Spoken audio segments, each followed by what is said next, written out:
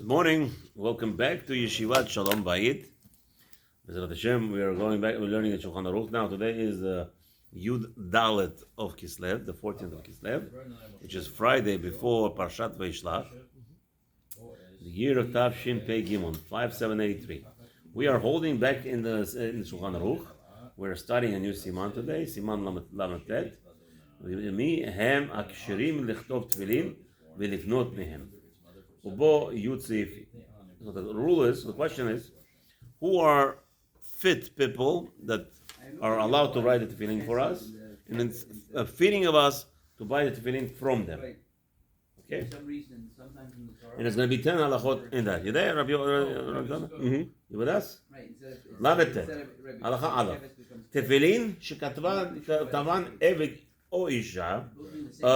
Tefillin that was written by a servant or a woman, or katan, or even a child. Even though the child is 13 years old, right? But he's not one day yet. What does 13 years old one day means? Why did we say 13 in one day? Very simple.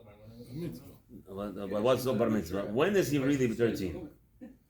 He's 13 before the end of the 13th year. Meaning, let's say for our personal perspective, somebody was born on the 5th of Cheshvan, right? Mm-hmm. So he's born on 5th of Mar Cheshvan. He's really 13. He turns 13 exactly the 4th. The 4th? The day before. What do you mean? Why do you have to go after? The day before. When is he 13 in one day? On the 5th of Mar Cheshvan. Again, the completion of the 13th year is on the 4th. On the 4th. At midnight or whatever, at Shkia, he goes into his birthday. Yeah. He goes into the birthday, but still not there yet. It's still not there yet. What happens if he was born Shkia on the 5th? Between the 5th and the 6th? Take the next so that's what we do. We have a problem. So we always add. Add the day. No, we don't. No, we don't. If he was born 5 minutes before Shkia, on the 5th of the day. 5 minutes. So now, he turned 13 5 minutes before Shkia of the 5th, of the 4th. He's on 4th. 5 minutes before Shkia, he's turning 13 now. So that's what we add another day. Now he's in the 5th. It's already a new day, which means the 14th year. 5th of Kislev on his 13th year, it's actually already 14th year. That's why the Torah says that when Shmona Yisrael Lechupav really means 17 and 1 day. 17 1 day means the same day that was his birth. That's 17 and 1 day. You know the difference? So if 17 and 1 day is 18? He's already the 18th, yeah. He's in the 18th year. To the 18th year. You know what it sounds like? The Mishnah tells you, Ben Shmona Yisrael. Maze Ben Shmona Yisrael is in the 18th year. If he's 18 in 1 day, he's already in Ben Yisrael. He's 19 already. Okay. He's in the 19th year. You know, this so that's why Rambam Paskins Halacha, a person must marry by 17 in 1 day. No games, no playing games. This is a must. It's not in Rabbi, he's not ready yet. I'm 47 years old. I don't know if I'm ready yet, right? Am I 47 already? Wow, yeah. No, 46. 46. I don't know if I'm ready yet. You ready, Chaim, to get married? He's always ready. Who is ready? Who's ready? Are you ready to get married? What's that? 18 you, Rabbi, he's not ready to get married. Please. Please, he was ready. If you ask me, he was ready at 9 years old also. At 9 years old. No, my mother, she got married when she was 10. My mother got married at 15 and a half. In Yemen, you know. My mother got married at 15 and a half. Yeah.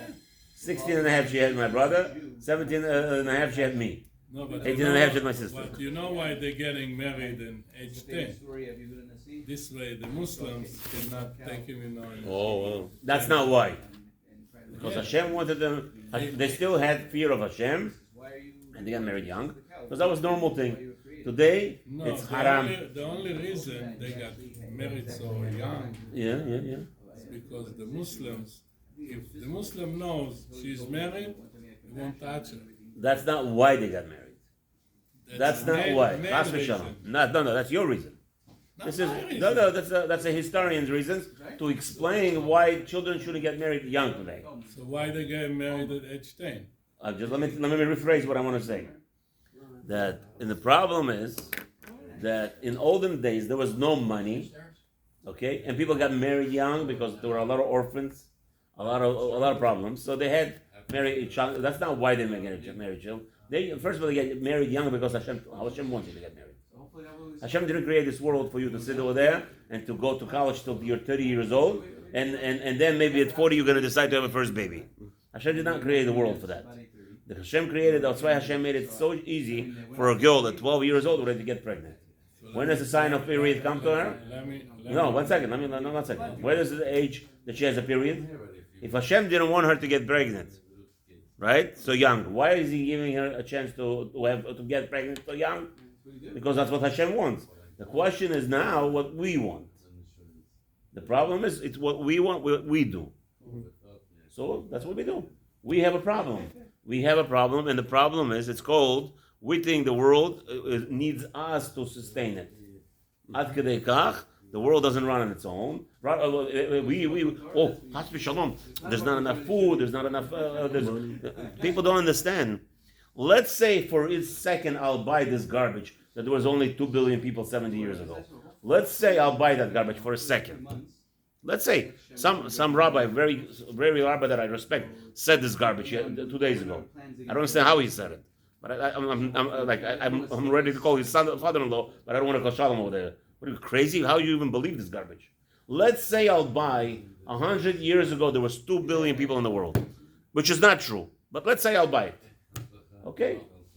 So I don't understand, where was the world 100 years ago? Did we have what we have today? The prosperity-wise? People are dying from hunger in the 60s yet. So what's going on? People die younger too. And what's happening? If the world had less people 100 years ago and there was less prosperity, you're a businessman. Right now you're holding what? At 8 billion people. Look how much shefa is in the world. So what it should tell you? You should cut down on people? If you're a businessman, what should it tell you? This idiot Bill Gates, the stupidest person in the world. In the world grew so fast, you're worth billions of dollars. So what does it tell you? Instead of thinking like a normal person with a brain, what you should do? You should increase. You should increase to 80 billion and see how much prosperity will be in the world. No? Automatically. Automatically. That's how a genius would think. Let's say I'll buy it. Okay. Avram Sofer is crazy. They have counting, they have census from 100 years ago. It's not true, by the way. The world, if you take a look, it's always cycles around the same number. That's how Hashem runs it. The Jews are on the same number. The Goyim, everything runs around the same number. Again, if you understand that at the time of Avraham Avinu, the war of Avraham Avinu was 2.7 billion died in that war only, soldiers, and that was only 300 years after the Mabul, after the flood. So what are you talking about?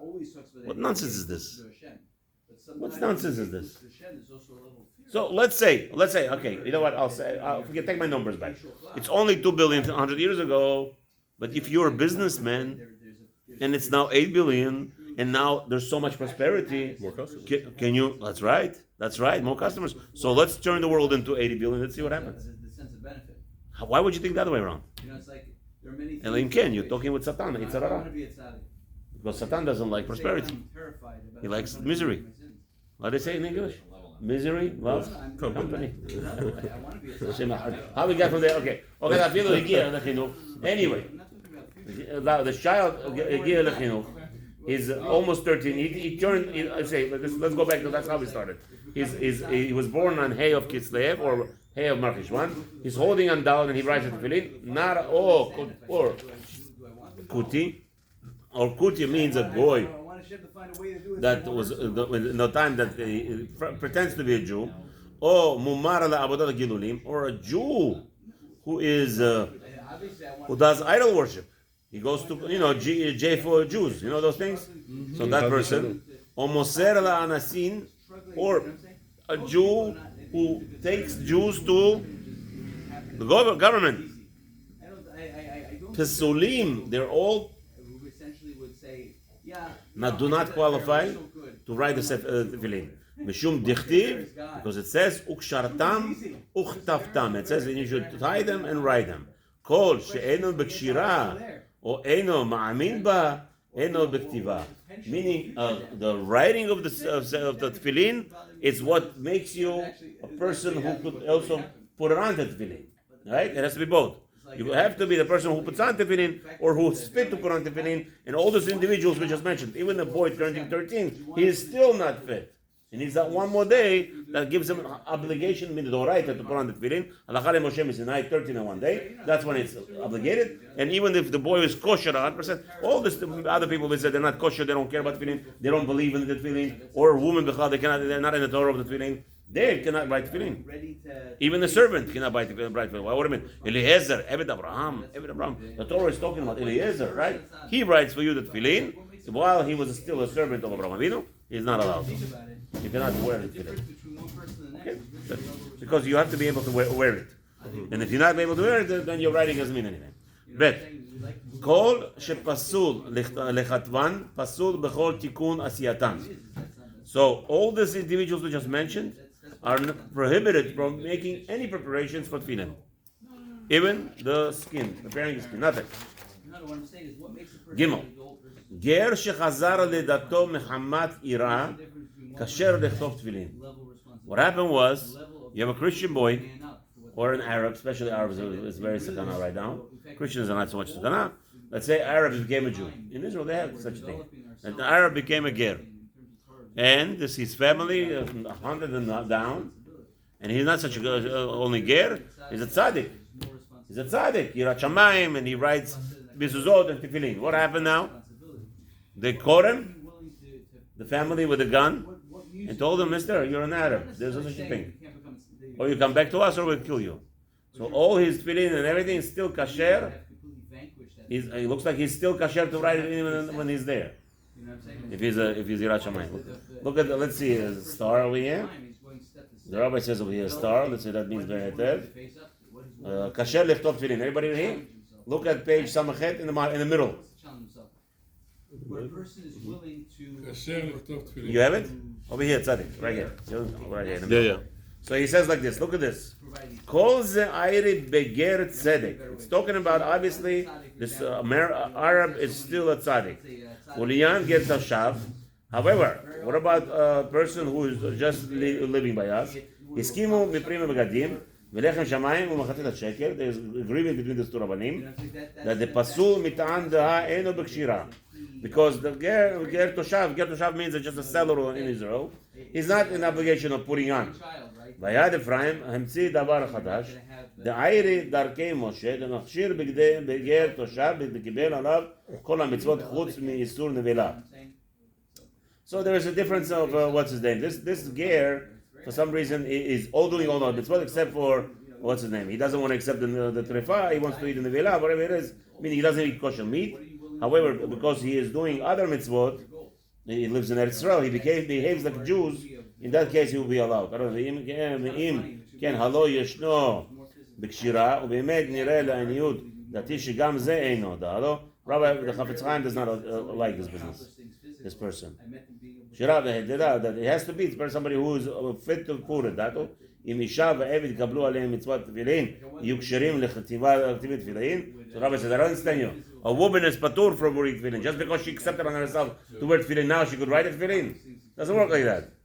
ואם תדחה משום דמוכין לנשים על הנחת תפילין, ובדיני וסימן אינו, לכל זה רק מחמת חומרה בעלמא. Okay, so one second, I just want to say, גרות החצאים, so there's no gerut on halfway, so we don't accept it. We don't accept it.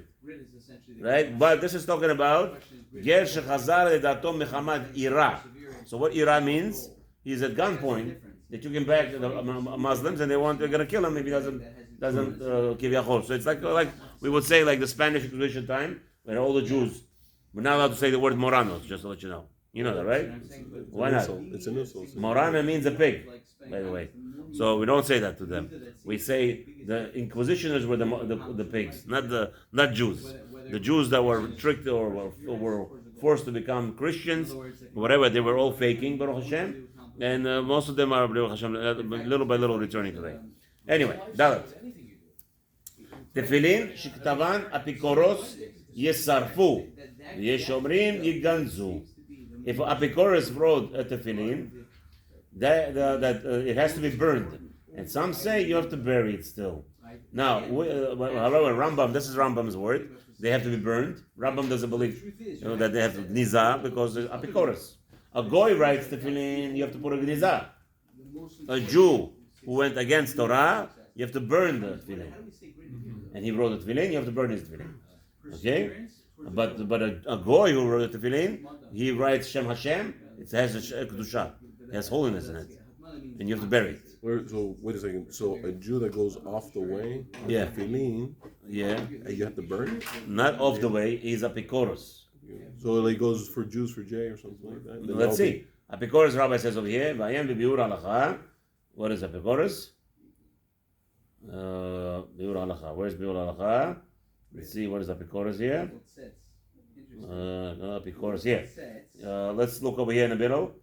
All the way in the bottom. You see over here, look, Katvan Apikoros. Okay? He says, Hu ha'aduk la'avodat kochavim. Here, like you say, Rabbi Yonatan, he goes to church.